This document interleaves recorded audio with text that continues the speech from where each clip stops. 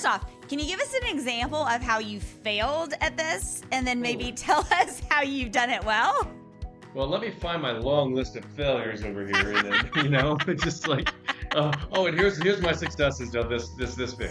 So, welcome to the Badass Leaders Podcast, and today we are joined by Jon Sexton, a transformational business leader, award-winning entrepreneur, and top 1% realtor in Middle Tennessee. With proven ability to ignite rapid growth, build high-performing teams, and scale businesses, Jon has mastered leadership across multiple industries. He's also the TV host of Selling Nashville and the voice behind the podcast Calling Nashville Home, where he shares insight on real estate and entrepreneurship. Today, we're diving into his journey, how he's built a thriving career, his approach to leadership, and the strategies that have made him a standout in real estate, media, and beyond. Get ready for an inspiring conversation with a true industry leader. Now, if you're new to the podcast, welcome to our community. We're thrilled to have you and grateful you've taken time out of your day to learn and grow with us. Before you forget, take a moment to click that subscribe button to ensure you stay connected with the Badass Leaders community. Okay, let's do it. Join me, Angela Gill Nelms, on today's episode of the Badass Leaders Podcast, where I'm joined each week by industry experts for intimate and eye-opening discussions about the challenges and joys facing the leaders of today. Listen in and get ready to scale your company, grow your brand, and unlock your full badass potential.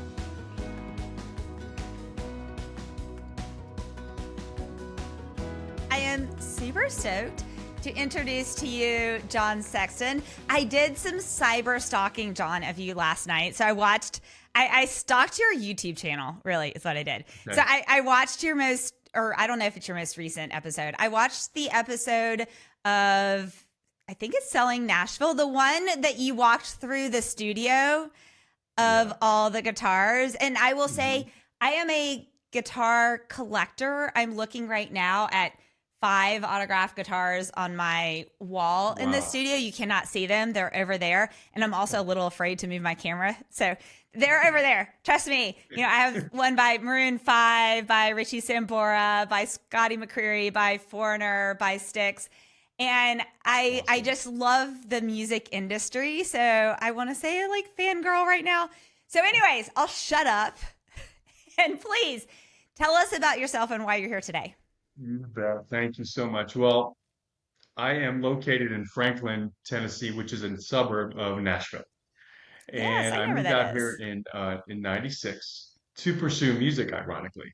So, now I own a real estate company and have a TV show, as you mentioned, and podcast and all kinds of fun things that go on. And in between that, after pursuing music, I also owned health clubs and was a personal trainer to NFL athletes, celebrities, just kind of so I've gone through a lot of different sort of lives, if you will, being here, and it's been quite a journey, and each one kind of makes sense on how it goes from one to the other. But yeah, that episode in particular is we walked through Southern Grounds, Nashville, which is owned by Zach Brown.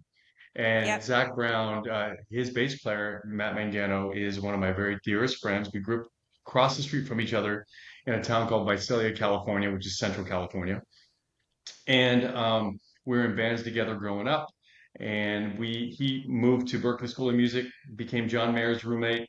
They played together. So it all kind of worked. They moved to Atlanta, and that's how that all worked out for him. And so that was really his connection with Zach Brown. Mm-hmm. Yeah, that's how I got to know Zach Brown too, right? And so it's been that was a very special episode to me. And what's fun about that is in our band, Matt and I were in a band in California that was country pop before country pop was even a thing. It was like I was going to ask you, like, what was your genre? You got into music. Yeah. What were you? So did you play the triangle? No, yeah, I did play the triangle because I'm a drummer, right? I don't know if you saw the whole thing, but yes. I did. Exactly. I saw you at the end. Exactly. Yeah. So so we were, like I said, we're country pop before country pop was a thing. And so, I don't remember where I was going with all that, but anyway, so You were talking about in California when you guys first started playing, and and this was the band that you guys were doing when you first met and became yep. friends. Yeah. So anyway, so after that, so we had a lot of really great connections, and that's why I ended up moving to Nashville. And so Matt, when Matt was growing up, he's 5 years younger than me, and my dad was a professional jazz musician. He played flugelhorn, which is like a warm, bigger trumpet, and vibes, which is like a xylophone. And so I grew up playing old standard jazz. I used to take lessons from drum Are lessons you from gonna kill Sonata me? Because drummer. I have to ask this. I missed. So the thing that's like a xylophone, what is it called again? Vibes, vibraphone, vibes. So what it Oh, is, it's wow. got a sustain pedal. So like a Okay. piano, you push on it Yeah. and you hit it, and it's Okay. got these little motor things underneath it that give it a vibrato sound. So it's Okay, but so listeners or people watching, we will put a Mhm. link to whatever this amazing musical instrument is in the show notes. Katie, producer, please make sure we don't forget to do this because Yeah, I've never heard of this. This is yeah. amazing. Okay, The sorry. thing is, if you've Carry on. heard old standard jazz, you've heard it in there. I guarantee it. That's But awesome. Yeah, yeah, so so cool. Matt would come over, and I was a big progressive rock fan. So like I loved Rush and Yes, and being a drummer, you like all those technical stuff. So I was giving him those records to listen to. Again, he was 5 years younger than me. He was probably 15 or 16 at the time. And then my dad would give him jazz records. So he's learning all this different style and genre of music. So that was and he turned out to be such a phenomenal bass player and musician in person. But anyway, and then I got into when I moved. I did everything backwards. When I was in California, I was playing country. I moved to Nashville and I joined a rock and roll band. Love. I know exactly. That's just kind of who I am. So we ended up getting it was very pop rock, very, I don't know if you know who Jimmy Eat World is or Blink 182, kind of that I style. know Blink 182. Yeah, Yes, sure. yes. Yeah, And yeah. anyway, so we had some success. I used to write songs for film and television in my old life, and That's songs like amazing. for shows like Smallville, Dawson's Yeah, Creek, Road Rules, Real World, etc. So yeah. had some minor success there. The band that I was in ended up getting a big record deal. Took 5 years to get it, lost it in 3 months, and I want and to that reiterate that. Okay, having being an entrepreneur and talking with entrepreneurs, one yeah. of the things that I've recently said in my new day job, I've said, I want to say we learn so much more from our failures often than our successes, 100%, 100%. right? Oh yeah, totally. So I really learned how to become an entrepreneur during that because first of all, when I moved to Nashville, I was a certified trainer. I played college sports, so I had a good background in that, and I wanted to come here and not be a starving artist. That was important to me. So I started my I own mean, quote it's unquote. probably important to everyone, Yeah, well, maybe not. Some people love the life. They go, they'll go, wait tables or whatever. But I decided right? I'm going to start my quote unquote own personal training business, right? Okay, So what that yeah, meant is I was contracting my services out at various clubs on the west side of Nashville, and I got a waiting list within 8 months. And so I developed a team. So my goal was to keep that sustainable as I'm on the road, so I can come back and continue to have continuous income. I was right. successful at that, which allowed me freedom to be able to, have a rehearsal space, get a car and a trailer and all that to kind of do things that bands don't normally get to do. So, um, that being said, when I was trying to get I was the guy that was booking all the gigs, talking to all the record labels until we got a manager, but for a long time that was my role. And I learned really how to pivot because there's a lot of rejection in music, a lot of rejection. So you have Harsh to learn rejection too, how to deal with it and turn it right? into a positive and continue to move forward. Because when you're an artist, you're expressing yourself. This is who you are. This is a part of you. So when that's rejected, it's like being rejected on a date. You know that feeling of just rejection, and I've had plenty of that. So um, so now, I learned how to spin it in a way that really kept me moving forward. And I also figured out how to land gigs in places that most bands couldn't get into because back then you would give a CD or maybe a tape and say, hey, this is how great we sound. We'd love to open up for so and so that's coming in town. And, that's what kind of everyone did. I went in there and said, here's what we sound like. I promise you we're good. More importantly, our people drink. So we're going to make them money is the whole point, right? Right, right, So right, I'm right. calling everybody, make sure you drink, make sure you do. So we were given a chance and we were successful. And the next thing you know, we're headlining these big clubs that we try to, because we got a following due to the main acts. People were local, they liked us, so they Which continued to people come to our shows. listening, what you did was you thought of the customer you were looking at. Yep. What is the return on the investment for Hmm. them?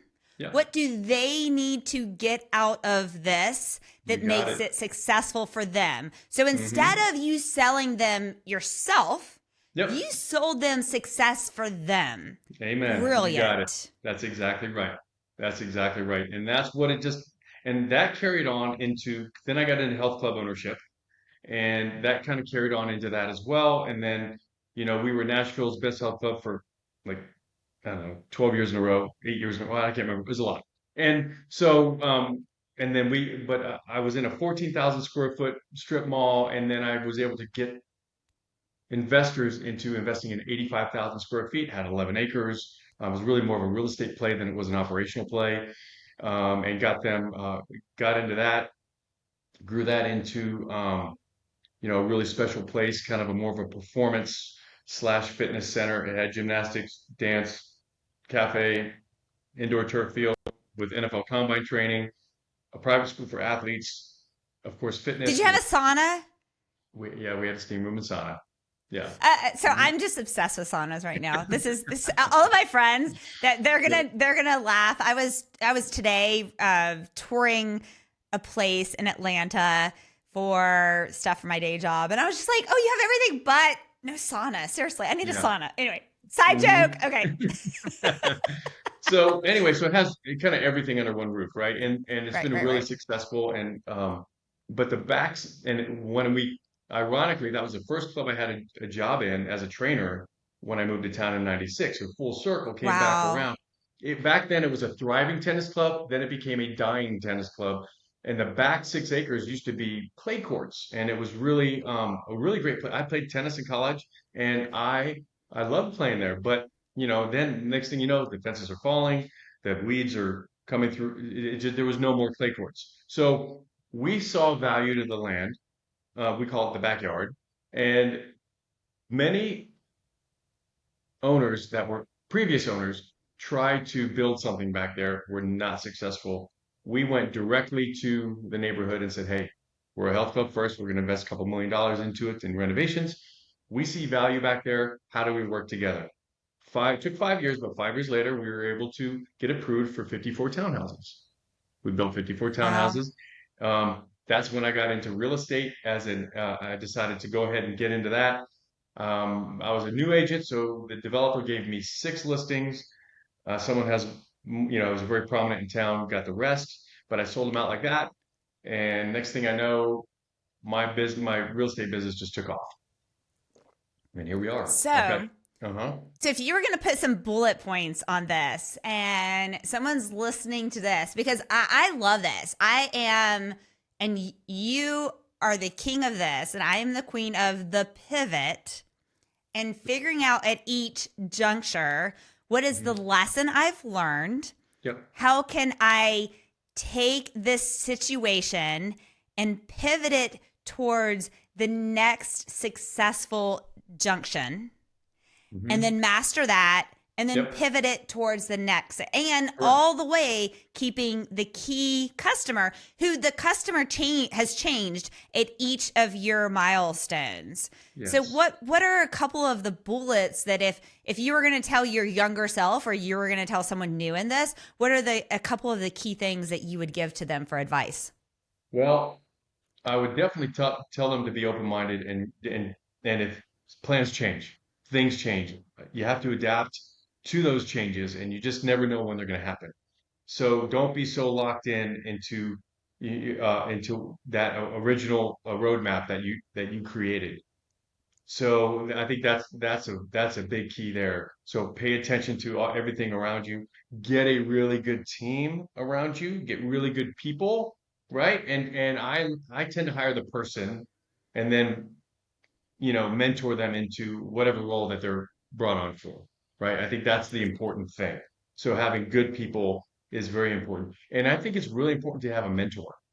I did not have that. Love, love, love, love, Uh, love, love. I, yeah, I did not have that in fitness in the beginning.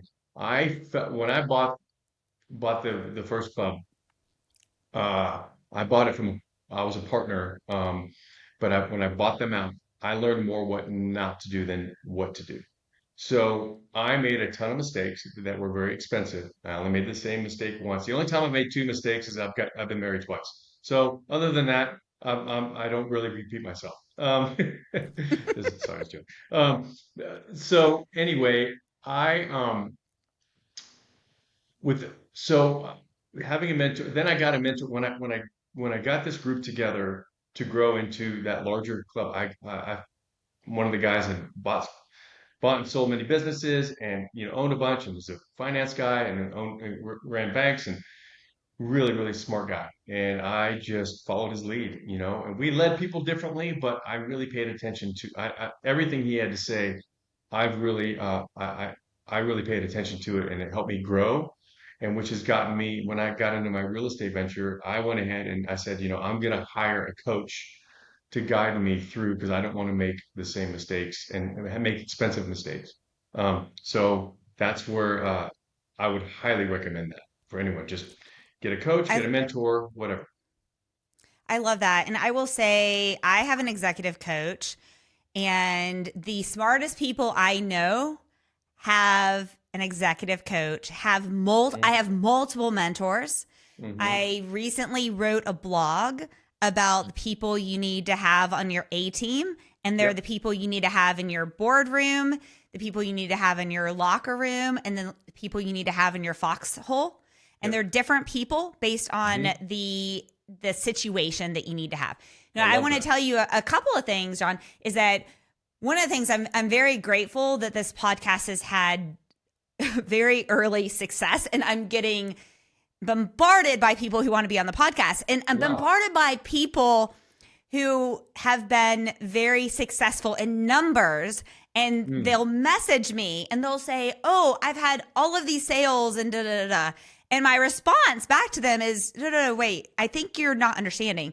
This is the Badass Leaders podcast. Yes. This is Difference. not the Badass Sellers podcast. Hmm. I Right. really don't care how much money you have sold or all of that. There's plenty of stuff out there for you that Yeah. I care about. How are you helping to lead the next generation of leaders? Because the goal of this Hmm. podcast Yep. is that people like us really care about crafting leaders for what the Hmm. world has to come next. So, with that in mind, I want to talk about leadership style. You've already talked a little bit about it, Hmm. and or you've done these little breadcrumbs about what you think of. I want to hire the person. I want to Hmm. craft them into then what is next. I want to create a solid team. So let's talk about a couple Yeah. of those things, because I know that in your real estate ventures, part of how you've been so successful is not just that John is amazing at selling real estate, but that John has been able to create a team that can sell real estate and have repeat customers and have customer Hmm. success. So let's talk about what are some of the key strategies that you personally use in building a solid team. So what are maybe some mantras you use or some Yeah. criteria that you use? What's your Yeah. secret sauce? So I want to kind of talk about something that was introduced to me, a book. It's called Rocket Fuel. Are you familiar Rocket with it? fuel. Hmm. So No, they I'm not, but okay. we will put it in the show notes. Okay, so rocket fuel it basically talks about two type of leaders. You can be a little bit of both, but there's a visionary and then there's an integrator.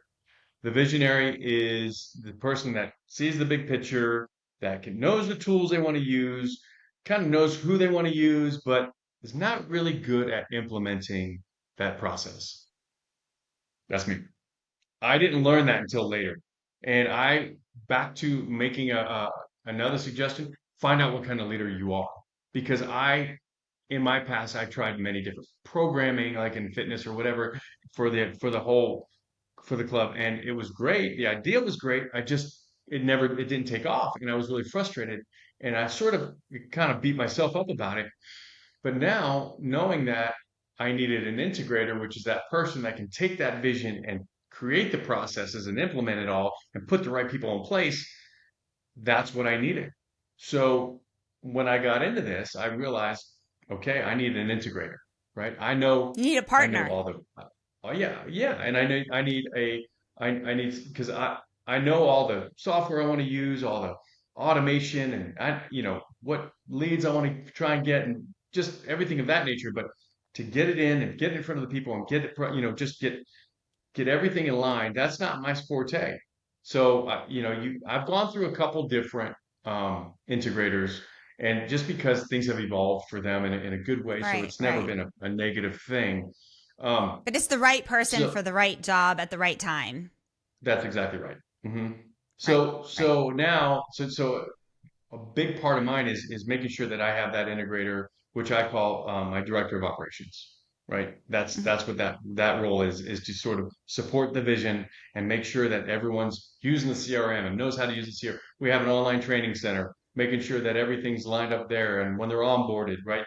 I know how I want them, and I come in, I touch and go, and make sure that everyone's tucked in. I'm the rah rah guy, and and talk about the vision, and have really great conversations, and just kind of keep them motivated because this industry can be, as of many, it can be a little frustrating, and especially things don't happen like that, and you're working on relationships that will lead to sales down the road. So it's a process. It takes time. And you So have that's a outside big influences like interest rates and things like that that oh things you can't fluctuate, that control. have a huge hmm in yeah, exactly, that you have no control over. Right, right. Right. Yeah. So what we can control is the message that we send, and how do we make the best of this current situation. So we work on those, and I've also hired. So I talk about my mentor. I have a coach. I have brought him on to coach my team as well, separately. Oh, that's So we amazing. have, Yes. yeah, so we have two tiers. We have those that produce a little bit more than others, and the conversations are a little bit different.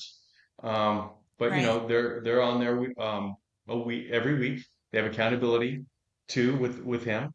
So that's been great for me as well, because to do it all and to try and it's really hard, right? You just want to make sure everyone's got the vision. You want to give them all the tools to be successful. And success is different for everybody. You have to also realize that too, right? We do the whole disc test for different personalities and trying to understand how okay, everyone needs to be led a little bit differently. And it's important that you can And so I'm find going to something pause for that a you can. moment. The DISC test is a personality test. And I don't know if you remember, do you remember what the DISC, what they stand for? I don't No, remember. We'll include a no. link in the show hmm notes, but Yep. it is one of the many different ways that you can understand the way that each of your team members operate so that then you can evaluate how that individual operates. You can understand them as a human. You can understand then how they fit into the team and into the organization as a whole. And if you're smart, and or if your coach is certified in how to analyze this, then it hmm can really help you optimize your team as a whole. So we'll Yep. include a link in the show notes. I can't remember what they stand for, but that's what the disc is. Yeah, and it's a really, it's It's once you get the powerful. results, yeah, it's very powerful, but it's very simple, right? Yes. Yeah. So then and it's funny because if you'll have a meeting, and somebody might be a high D, which is someone that's a little bit more dogmatic, if you will, and so you have to understand that person out that's just who they are. So they may say something that could rub somebody wrong, but once you recognize, you know, how they communicate and things of that nature, you just learn how to take that in and help lead and continue to lead the meeting in a way that isn't disruptive. But so it's really been great. So But yeah, so I think it's important that you don't try and lead everyone the same way. You're passionate about the people that you have. And I'm a little bit guilty. They always say, hire slow, fire fast. I'm a little guilty because when I bring someone on, I really believe in that person. So I might hold on to someone too long, and that's probably not always the best trait, but it just feels like the right thing to do as a human and give them a chance until and like I said, everyone's goals are different. Somebody in our team might want to do, you know, 6 deals in the year, and that's plenty for them. Okay, well, then let's show you how to get there. And I have someone else who might want to do 40.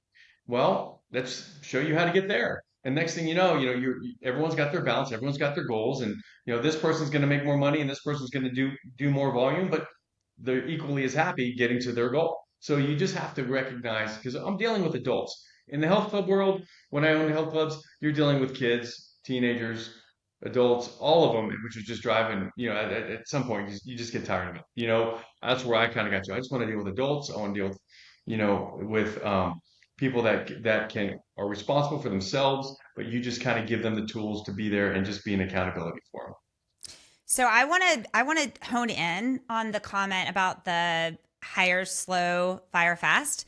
I Hmm. think that people have taken that phrase and they've twisted it into this mentality that you should be brutal to people and you should be like, "Oh, you're not performing." And so I Hmm. should fire you immediately. Yeah. And I think the only time I kind of hate the word fire. So I think in my career on all the companies that I've run or helped to run, the only people I have fired for integrity or character issues in Sure. my mind. Okay. Yep.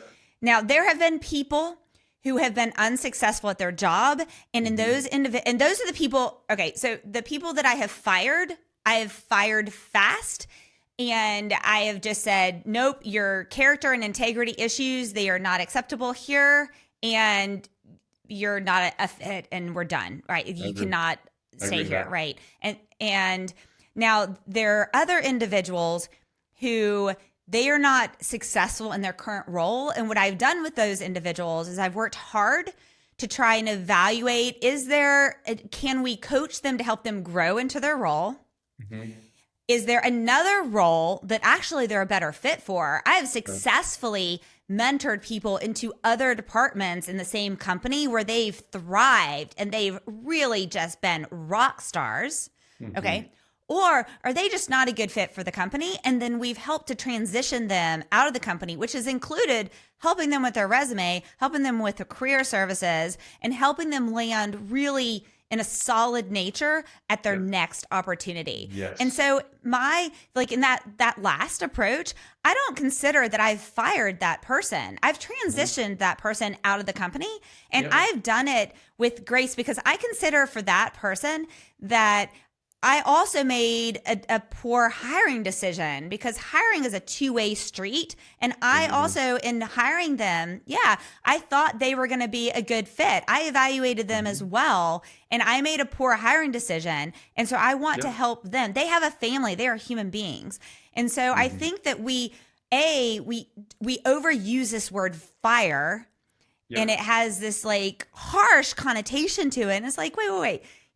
If you lay someone off because your company doesn't have money, you didn't fire them. You laid them Yeah. off because your company didn't have money, right? Or Right. if they weren't a good fit because of competency or something like that, then you need to Hmm. transition them off. I think the only time this is Angela speaking that and I can get in the soapbox obviously that you fire them is because of integrity or character issues and that's like a fire. That's when you're firing someone. Yeah, right. And Mic drop. luckily, yeah, boom, I felt it.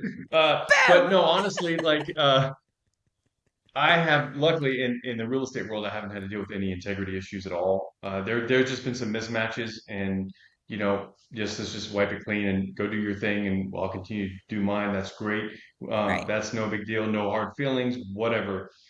But I have had some issues like you can imagine. I mean, I had 80 employees at one point at my health club, and that kind of stuff was happening, and all ages, senior adult, to, teenagers. It happens. So you have to, and you hate it, especially when they're the kids, because you're, as a parent, right? I've got three boys, 19, 17, and 6. You just hate to see, you hate to, to, um, to fire somebody young. Typically I've had to do that a couple times, but I've always reached out to the parent and had a conversation with them and just gave them true empathy of what all this was happening because I just did not want to. I didn't want the kid to lose confidence in themselves. But it was just sometimes it's just there's no other choice. Well, and I strongly believe that I've seen instances where individuals, when it deals with character and integrity issues, that I think this individual should have been fired earlier in their life Yeah. in a way that would have helped them Right. learn a lesson, that would Hmm. have helped write their trajectory Yep. to become a sustainable part of society. And Hmm. I love especially when it's a young child, if you're able to communicate with their parents and Hmm. then be able to somehow, and maybe it's just me thinking that this is possible, but it is possible in certain situations, not Yeah. always, No because you're doubt. not going to be able to set everyone up for success. But I think Hmm. the effort to do so is a great effort. So, there is that case.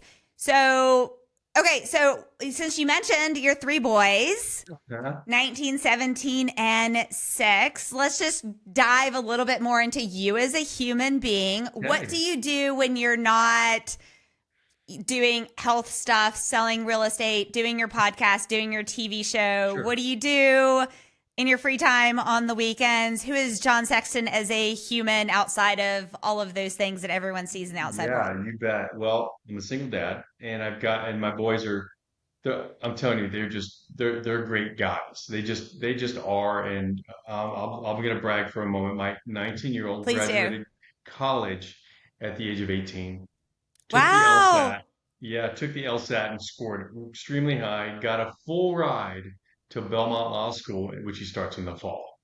That's And so amazing. yeah, he'll be a full-on working attorney by the age of 23. That's amazing. I know, super proud, super proud. Great kid, and just has a good heart. And so I'm really, really excited to see what direction in law he goes because he doesn't know yet. So we'll figure that out. My 17-year-old, I just got back from Texas. We toured three schools. We looked at Baylor, SMU, and TCU. We've got others to look at too, but that was our first college tour. And he's been offered numerous academic scholarships from various schools. Some of them are full academic scholarships, some of them are partial. So we're trying to weigh all those options out right now. But a fun fact about him is he's ranked in the top, at this moment, he's ranked in the top 40 in the world in a video game called Overwatch. And so Wow. he has a real opportunity to go pro. And those pros, they can make, as a young kid, he's 17, he could be, once he gets there, I mean, those kids are making mid six figures on up. So it could be very lucrative. So I'm very supportive of that. I kind of look at that as he's pursuing music the way that I did, but but Right, he's right. going to do both. He can still get his education and continue his journey and become a professional there. And then my little 6-year-old he's probably the most like me than anyone. I mean, he just doesn't know a stranger, super, just very active, enjoys life, sees life in a very positive way. And so he's in first grade and he's doing a great job, real smart kid too. So and he's athletic and um, yeah, it's been great. So hanging out with them is a big deal. As a matter of fact, before this, he and I were at a trampoline park. They got out of school early, so we went there. So he's a Now, is great this an time. outdoor or an It's indoor it's it's trampoline park? indoor. It's raining Okay, outside. okay. I knew he wouldn't be able Yeah. to play with his friends, and him being at home, all you know, just locked in, wouldn't work for him. So we had to go get his energy out, and I made a deal with him while Daddy's doing this, you can go play your video games, but when I'm off, we're done. We're having dinner. So I love how you have three boys and yet it kind of sounds like they're very distinctly three different They are personalities. Like, totally. yeah. And yeah, I love that. I Hmm. just, I think that's just so special for us to think about as human beings. So, okay. So thinking about you, actually, having so much of your life focused on the health and wellness space, do Hmm. you have some health routines that you keep and maintain in your daily life Sure. that Yeah, it's you feel important. have helped you be successful? Yeah, it's important to me. It always has been. Man, I'll backtrack a little bit. My mother was terminally ill, and she was diagnosed with emphysema when I was 8 years old, and she ended up passing away when I was 20. So those 12 years, I'm I so saw sorry. a large, thank you, a large decline in her health and the quality of her life. So I watched it all in front of me, and I had more responsibility than most kids at my age, because I did have to help. My dad and I helped. We had to take care of her until we couldn't. So, so watching that happen probably is what probably led me into getting into fitness. Like I wasn't smart enough to be a doctor.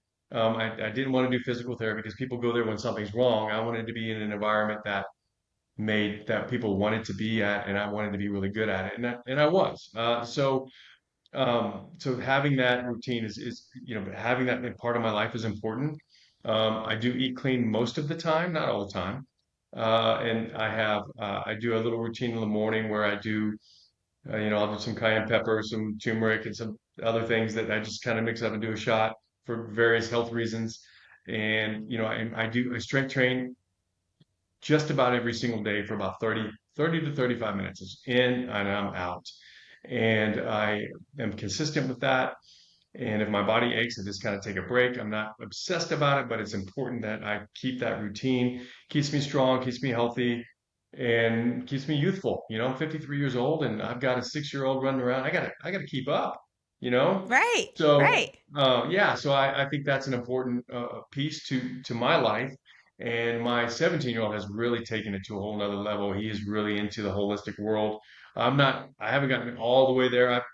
I'm also a certified sports nutritionist, so I have that background, or I was. It's expired now, but I've many years. I actually created a software where we could figure out where your metabolism is based on your lifestyle. So and we create meal plans and the whole thing. So we had our own software that I helped develop for that. So because I know you said you develop software and things of that nature. Um, so that's important, and I will tell you that it definitely 100% carries um, into my professional life, my personal life. It's very important, and I think that those that are have that routine and you time block for your own health. People time block for phone calls, they time block for meetings, but you've got to take care of yourself so you can take care of others and be at your highest level of performance most of the time.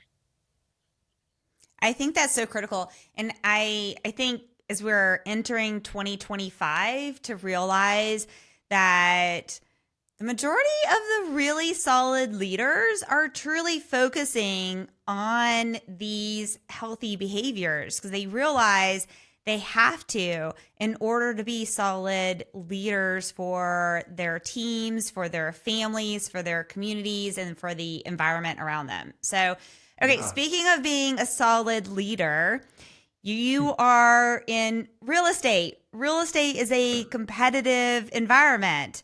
it So, is. what do you think, John, sets you apart in such a competitive industry?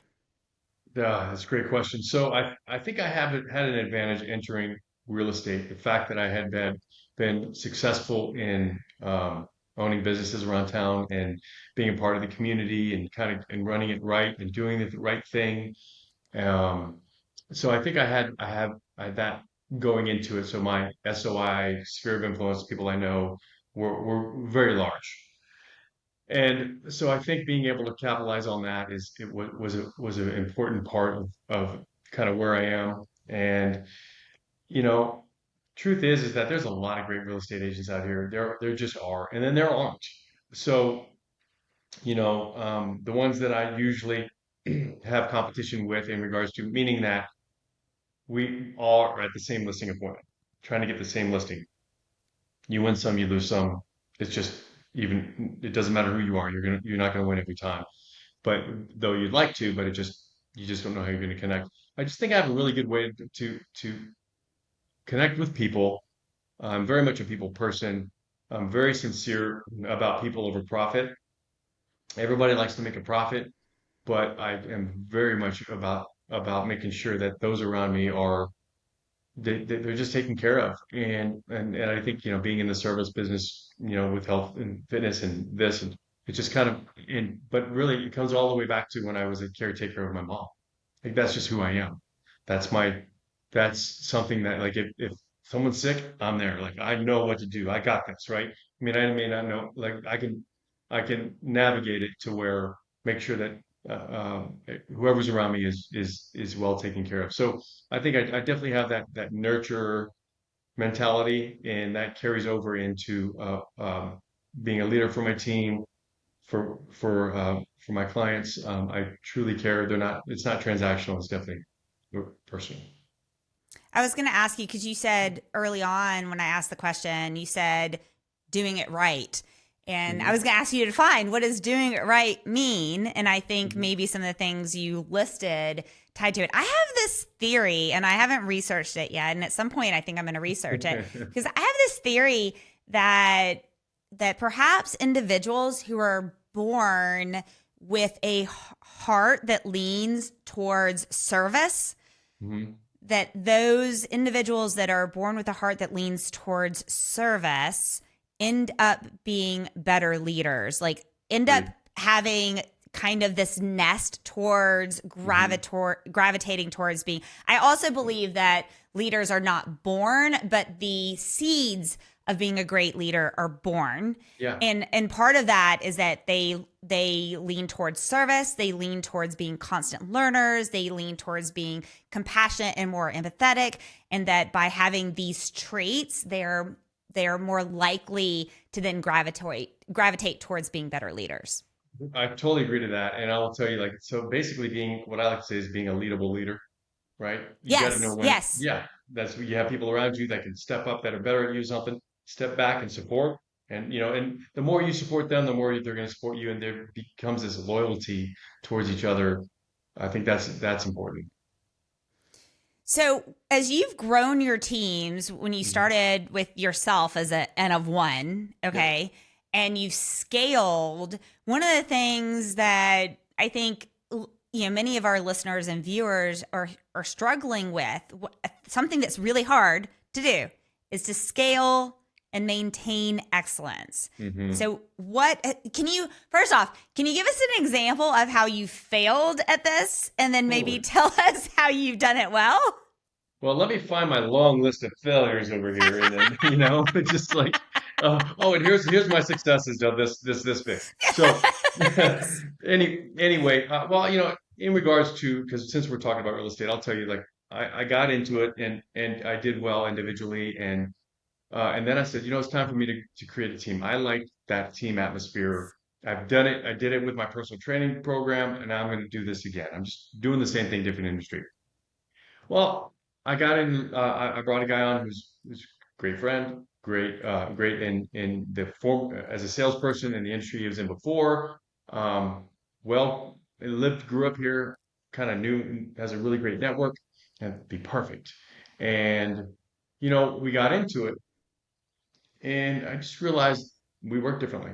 And when he came on, I think I realized that he doesn't really want to mentor, and he doesn't really, and because I'm not one that's going to tell you what to do, but I'm going to make a lot of suggestions and kind of help you make it your own decision. But it just didn't work out, and it was unfortunate. So I just stopped. I kept my team name, which is, by the way, Nashville Home, and so I kept that team name and just was really just me. But I still marketed Nashville Home, right? Because I knew I was coming back with a team. So I wanted people to Mm-hmm. know I'm the president and the CEO of Nashville Home, but yet I was just really a one-man show. But I didn't want anyone to know that yet. So I just continued that on a marketing standpoint, and then started building my team from there. So I think sometimes you just got to know that sometimes you just start too early. And I think I just did. I think I didn't also have enough business to be given to go around. I thought I had just enough business for me. So I think there was an expectation there too that I would be able to just pass people on to him, and it just didn't work out that way. So anyway, so that was one thing, that's for sure. But that's but when I go back and I look at my health club ways, I'm gonna go back to what you said about, you talk about doing things right. If you don't mind, I want to go back to that because I think it's Yep. important. In, Yep. in in 2010, Nashville had a huge flood. I don't know if you remember that, and some people forget about it, No. but yeah, Yeah. it was really, really What caused damaging. the flood? Well, Like still rain? unknown. It was a ton of rain, ton of rain. But there's conspiracy theories on, the dam wasn't Okay. open or whatever it was, right? That could have been prevented, and maybe it could have. I don't know. But the point is, it happened, and it Okay. happened. Like I in my neighborhood, I was one of three homes that were untouched, and there's such thing as survivor Wow. remorse. And I guarantee the people that out in Yeah. California, God Yes. bless them with all the fires, they feel that too. Because you drive by, you see like I would see my neighbors have all their mattresses and everything in their front yard is everything's being stripped apart, and I'm just but we were stuck in our neighborhood for 3 days. We all gathered up, tried to help each other out. We took our food that from our fridge, we just wouldn't open it until it was time, and then we set up the grills outside and eat together. So, but during that time, my health club was right in the center of it. Now, the health club itself was not flooded, but everything else around it was. All of our members just about were. And I had to make a decision on how I was going to handle that. I knew, like, if I continued to allow memberships to be withdrawn on these people that had no flood insurance and had to try and were just trying to fight for their lives, from a business standpoint, the right thing to do is just kind of let it go and let them cancel it themselves. I just pushed, I just went there and pushed pause. And I knew I was going to suffer financially, but it was the right thing to do. And so what I did, so not on everybody, but I knew who was in, who was out. Those were coming in. We continued to build them. Everyone else has said, when you're ready, just come back. Just Right. take care of what you have to do. Don't worry about this. I got you. So everybody else around me got paid. I did not take a paycheck for like 6, 7 months. Almost lost my house. Very close to going to foreclosure. I mean, there was and I was going through a divorce. I mean, there's so much going on at that time. But the right thing to do was, so everyone else got paid. The right thing to do was to make sure that all my employees stuck around, lived their life the way that they normally do. My members were taken care of, and then so we had to, I almost lost the business too. I mean, the SBA came after me, and but you try to communicate, and at some point, and then somewhere, it always happens where like maybe somebody dropped the ball in the communication, that I try to be very consistent every month and say, hey, here's where we are. We got a national disaster, but nobody really recognized Nashville as a national disaster until later on because there was a big bombing in New York or something at the same time, and Nashville got lost in that. So people didn't realize how severe it was. Anyway, so I mean, it was talking about having your back against the wall and making a come. I mean, I had to rebuild that club 4 different times. One when we bought it in Wow. 2008. um, Two is right after the flood. Then when we moved operations from one spot to another, uh, we left thinking that everybody would follow us, which was just a few miles down the road. But Gold's Gym came and took our spot, so a lot of people stayed because they wanted to stay there. It's their home, and so I was hoping there'd be some loyalty on there, but I understand why they didn't do it.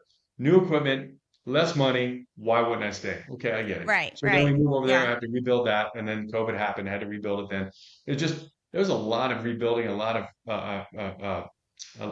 of struggle during that time that I have learned so much about, and it absolutely exhausted me.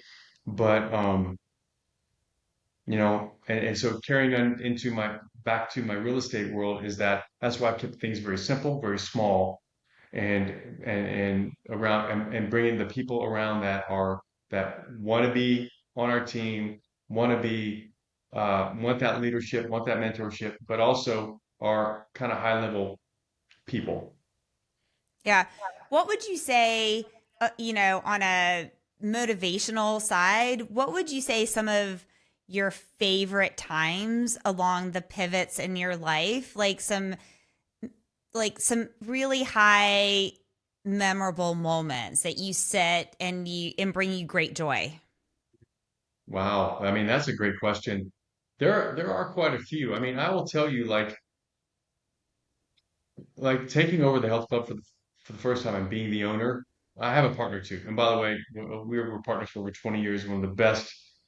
I mean, we never had an argument, and we both knew each other's roles. And anyway, he's like a brother to me. I just want to express that. But taking that over was so because when you start off as a personal trainer and you kind of work and you just sort of you work your way. A lot of people don't kind of get to that level, and so to be able to be to start here and work it our way to where we own it was such an incredible feeling. That being at the closing table and signing that, and then taking it to the next level to the first place I worked at, and full circle that, and then we ended up buying that.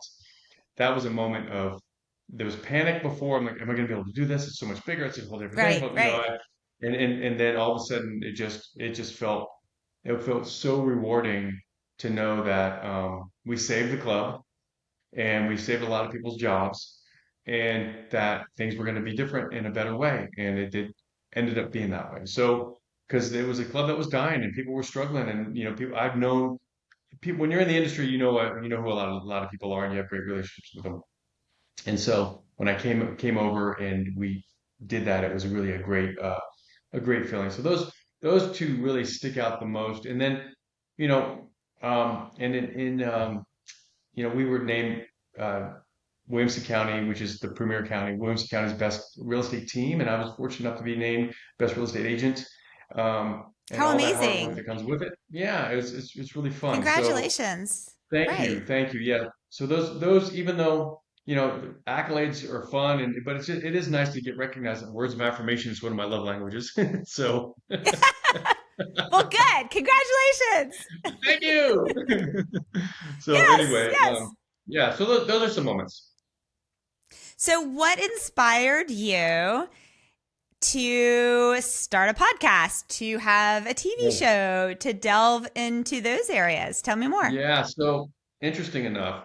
Well, the podcast kind of Because came. real quick, I want to tell listeners and viewers, if you're whatever platform you're watching, listening to this, I think John, you do not have to agree with me on this, but I think you will. We all thought that this was easy and we would No, just do it, and then we started doing it, and we were like, "Holy smokes, this is a lot of work." it So is. go for it. It is. So yeah, the podcast sort of. I've been sort of not wanting to do it forever, and then finally we started it, and it's again my team's name is Nashville Home. The podcast is called Calling Nashville Home. There is so much activity, so many people relocating to Nashville. So I want people I'm hoping to be that source for them. So when you're moving here, just go listen to that because we take people through other people's journeys.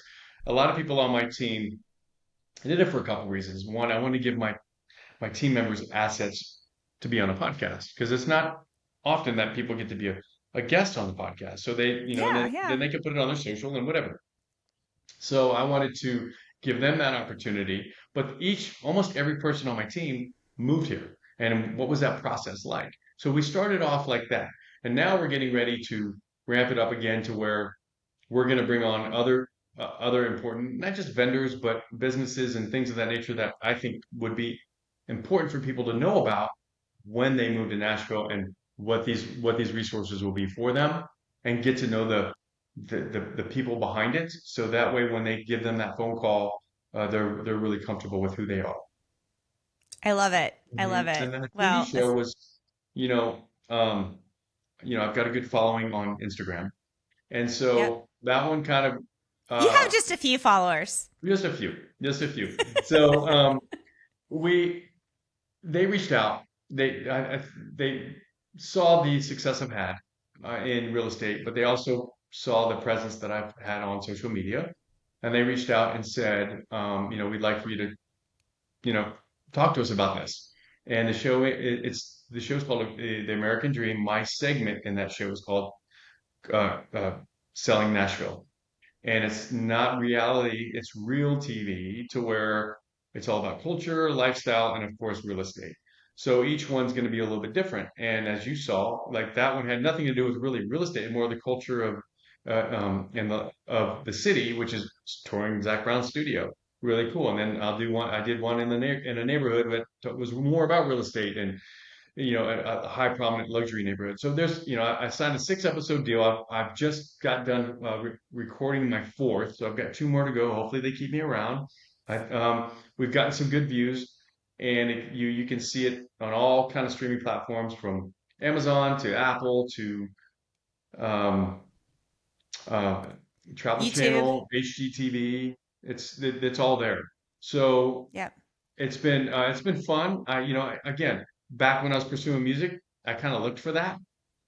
This age, I didn't, and it sort of fell in my lap, and it's been a great opportunity for me. It's actually led to I've gotten endorsements through it, through my social media and that, and I get people that are just a clothing company called Buttercloth. I don't know if you've ever seen that, but they were on Yeah. Shark Tank, and they're owned by Robert from Shark Tank and Jay Leno and a bunch of they're great clothing. I'm wearing the shirt right now, Yeah. Buttercloth. And so I got an endorsement deal from them. They're great. They're fantastic people. I've been fortunate enough with that, and I got a skincare opportunity too with Angela.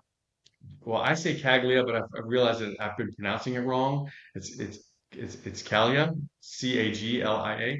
Anyway, so human stem cells, and that's what they use, and you put it on your face, and anyway, so things like that, they just kind of pop up. It just random stuff that has been surprising to me. I never thought I'd be in my 50s and actually sign an influencer deal. It was I I was love it. never looking for that. I will tell you that I love it for so many different reasons. And one is that it came to you while you were doing what you love. Yeah. And I think that is amazing. I will also share that I'm super jealous. So, one of the things I'm doing right now in 2025 is every day I'm doing this. I'm writing down these 5 goals. I'm documenting my 5 goals, and they're my big life goals. So, they're Yeah. like, and I believe you should say the big things you want to do in life and continue to think about them. And one of them is that I really, really, really want to one day be a talk show host or a radio host or something Yeah. like that. So I'm writing it down every day. So I'm hoping one day I'll have that opportunity. And I think that the world should hear that people, like us dream of these things, Yeah. and we should say them out loud and True. not be afraid of saying them out loud, because we never know who might hear them one day and say, John would be excellent at this. Or maybe they might say, Angela would be excellent at this. We should have her do this because they're open to it. So Yeah. congratulations. I'm very Thank happy you. with for you on Thank that. you. Thank Okay. you. Well, Is there, you need yes. to find a casting director and have an interview, because with those things, like I got a call because of the show, and I had an interview, and they're putting something together for hopefully for a national. They really like our interview, so there might be another show coming. But it's all about trying to get in front of a casting director for whatever it is you're trying to do. You never know, right? They just get Okay. an I interview. see you. We're going to connect on Their this. job is to find people like you, right? That's their job. That's their job. Yep. Yep. You got this. Amazing. Got it. Got it. Okay. Okay. Whew. Okay. So, John, is there anything that you really hoped we would cover that we haven't covered? Well, yes, there is. So I'd also like to kind of talk about my YouTube channel, which is not have a Yep. lot of subscribers or anything, but the reason why it's so my name is spelled Jon and then Sexton. And so my Instagram is jon.sexton, and so is my YouTube, jon.sexton. But there you can actually go to my channel and watch the episodes there as well, because I personally post them up there and all that. So, because sometimes they take a while to release, or sometimes they can be a little bit difficult to kind of find. So that's a really great place to go see it. And so those, I think that's important for people to see. And then of course my, Yes. calling Nashville home. I'd like for people to check that out. That you can see that on my YouTube, but really you can find it kind of wherever you can find yours. You can find mine probably. I think we're on all Yep. platforms. So same Yep. same idea. So Thank you for letting me talk about that. That's I do appreciate that. So the final requirement that will release Hmm. you for tonight to do whatever fun stuff you're going to do is you have to share your favorite motivational quote. So what is Okay. that, Jon? It's really simple. Again, I said I was a college athlete. I played, I know I'm 5'10". We can all see I'm 5'10" and white. And I played college basketball and I played college tennis. And so I was a big Nike fan growing up. So when and being, kind of the, undersized basketball player, guarding guys on 6'4" that I shouldn't be guarding and shouldn't be on the court with these guys, the just do it is something that really resonated with me. And I wanted to actually, on one of our travel tennis teams, I had them create a shirt that says "Just Did It." So, Oh, um, I love it. yeah, exactly. So to me, just seriously, just if you're thinking about it, it's something you're dreaming of, whatever it might be, you might fail, just do it. That is amazing. I'm not sure whose podcast I was just listening to. They were doing an analysis Hmm. of Nike's quote. And they said, if you think about it, if Nike had said, do it, that sounds very aggressive. No one's going to be motivated by that. Hmm. But by the fact that they said, just do it, Hmm. psychologically, it's like, look, over any obstacle, any doubts, whenever anyone says, just get over it. And Nike's recent ad, so when, is absolutely, and listeners, if you haven't, first off, if you're not following me on LinkedIn, you should, Angela Gill Nelms. And I just posted my own life story and said, when I dropped out of college, they said I would never graduate. And when I did all of these other things, they said I couldn't do it. So I did it. And I also included the link to the so when on that as well. So I love it. Just did it. Jon just did it. He shared it, and Jon is just doing it. So thank you, That's Jon, right. so much for spending time with us today. Thank Got you it. for bringing the badass to this podcast. We are very grateful. Awesome. Thank you. It's great. You're amazing. Thanks for joining me for today's episode of the Badass Leaders Podcast. To hear more interviews with industry experts and learn how to grow your career and leadership potential, be sure to like, subscribe, and turn on notifications to ensure you do not miss future episodes. This podcast is a production of the AGN Group. To learn more about the AGN Group, visit our website at theagnGroup.com. There, you can discover more about our services, which include hosting workshops, management consulting, brand strategy, keynote speaking, and more. Follow us on all social media channels shown on the screen and displayed in the show notes. And until next week, be brave and be badass.